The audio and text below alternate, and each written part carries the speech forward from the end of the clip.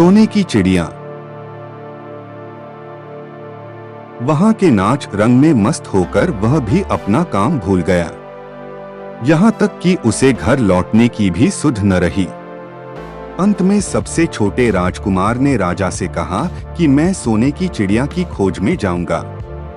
राजा को विश्वास था कि जब उससे बड़े दोनों राजकुमार इस काम में सफल नहीं हुए तो इसे और भी सफलता नहीं मिलेगी।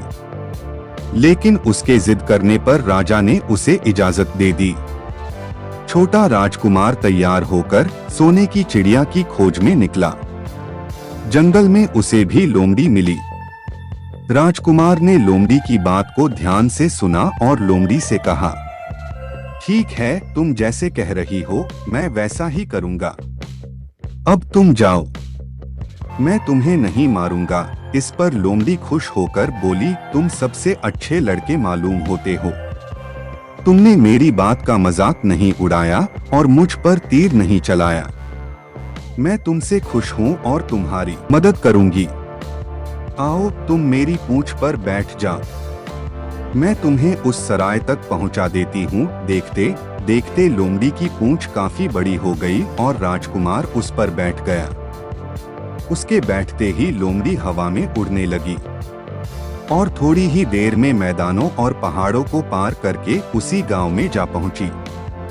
राजकुमार ने उसकी सलाह को मानकर छोटी और पुरानी सराय में ही डेरा डाल दिया।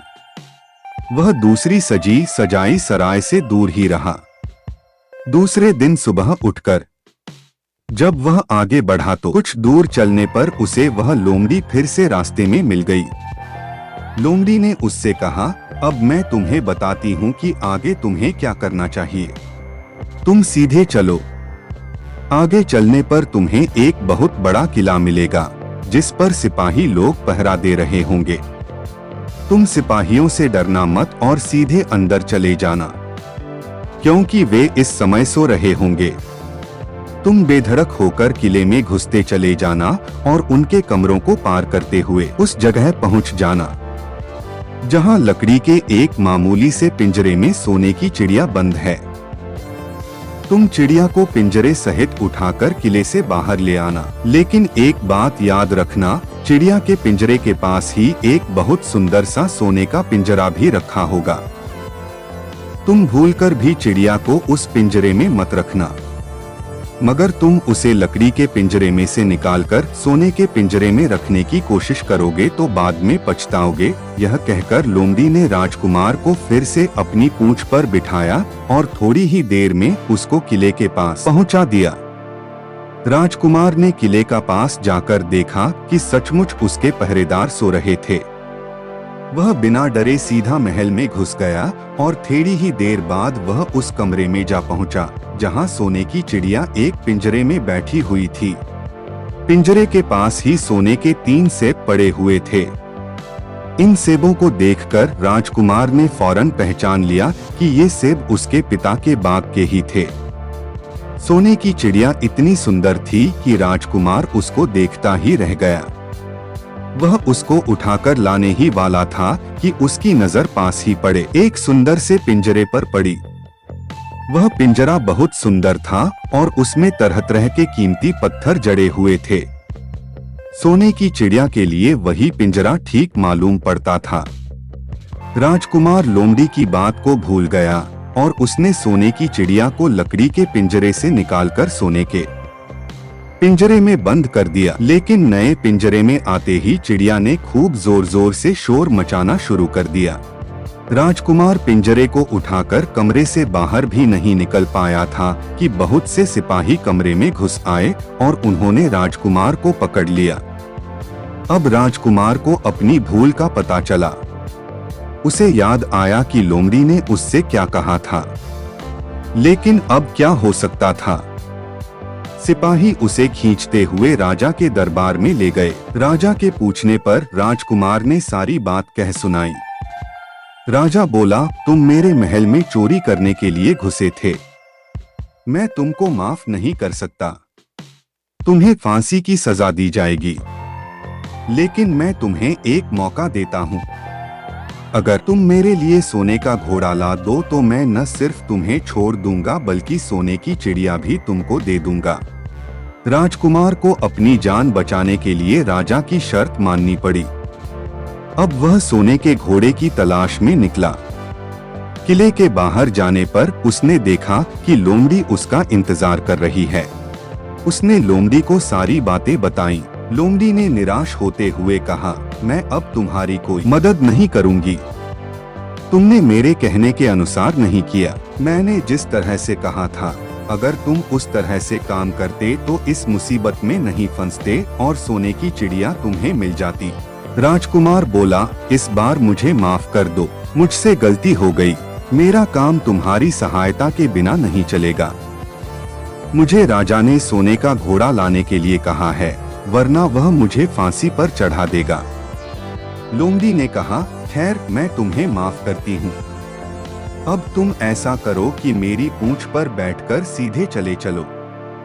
कुछ दूर जाने पर तुम्हें एक दूसरा किला मिलेगा।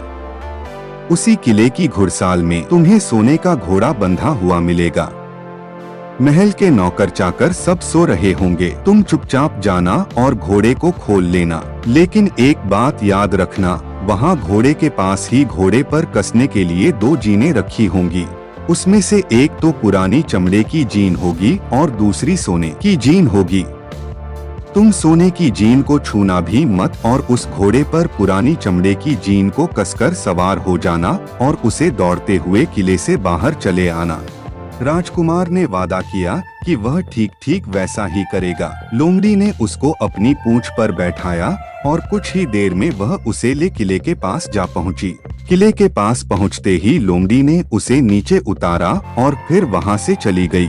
राजकुमार सीधा फाटक से किले में घुस गया। अंदर जाकर उसने देखा कि वहां के सभी नौकर चाकर सोए हुए थे। थोड़ी ही देर में वह किले की घुड़साल में जा पहुंचा। वहां एक बहुत सुंदर सुनहरा घोड़ा बंधा हुआ था। राजकुमार ने पास जाकर देखा कि वह घोड़ा सचमुच सोने का था। ऐसा सुंदर घोड़ा उसने सपने में भी नहीं देखा था। उसने आगे बढ़कर घोड़े को खोल लिया। जब वह बाहर निकलने लगा तो उसकी नजर एक कोने में पड़ी हुई सोने की जीन पर गई। यह जीन बहुत सुंदर थी और इसमें हीरे मोती जड़े हुए थे। उसके पास ही एक फटी पुरानी चमड़े की जीन पड़ी हुई थी। इतने सुंदर घोड़े पर पुराने चमड़े की जीन कसना राजकुमार को अच्छा नहीं लगा। उसने सोने की जीन उठा ली और घोड़े पर कसना शुरू किया। इतने में घोड़ा जोर से हिनहिना उठा। किले के नौकर चाकर जाग गए। थोड़ी ही देर में राजकुमार पकड़ लिया गया। राजकुमार को सिपाहियों ने हाथ बांधकर अपने राजा के सामने पेश किया। राजा ने सारी बातें सुनकर कहा, तुमने मेरे घोड़े को चुराने की कोशिश की है, इसलिए तुम्हें फांसी की सजा दी जाएगी। लेकिन अगर तुम मेरा एक काम कर दो तो मैं तुम्हें छोड़ सकता हूँ। यहाँ से कुछ ही दूर एक सोने का महल है और उसमें बहुत सुंदर राजकुमारी रहती है। अगर तुम अपनी जान बचाना चाहते हो तो उस राजकुमारी को मेरे पास ले आओ। तुम्हें इनाम में यह सोने का घोड़ा दे दूंगा। बेचारा राजकुमार, वह फिर से एक नई मुसीबत में फंस गया। उसे मजबूर होकर राजा की शर्त माननी पड़ी। अब वह सोने के महल की खोज में निकला। कुछ दूर चलने पर फिर उसे वह लोमड़ी मिली। पता नहीं कैसे लोमड़ी को सारी बातें मालूम हो गई थीं। वह बोली, देखो तुमने इस बार भी मेरी बात नहीं मानी। मेरी बात मान जाते तो यह नई मुसीबत तुम्हारे गले नहीं पड़ती। खैर, मुझे तुम पर दया आ रही है, मैं तुम्हारी मदद करूंगी। चलो मैं तुमको सोने के महल के पास पहुंचाए देती हूँ। तुम महल के बाहर ही कहीं पीछे छिपे रहना। जब उसमें से शाम को राजकुमारी तालाब में नहाने के लिए बाहर आए तो तुम आगे बढ़कर उसका हाथ पकड़ लेना। जैसे ही तुम उसको छुओगे, राजकुमारी तुम्हारे साथ आने के लिए राजी हो जाएगी। लेकिन एक बात याद रखना, तुम उसको वहाँ से अपने साथ ले आना। उसे वापस महल में मत जाने देना। वह तुमसे कहेगी कि मैं अभी अपने माता पिता से मिलकर आती हूँ, लेकिन तुम उसकी बातों में मत आना, वरना फिर मुसीबत में फंस जाओगे। यह कहकर लोमड़ी ने फिर से अपनी पूंछ फैला दी और राजकुमार उस पर बैठ गया।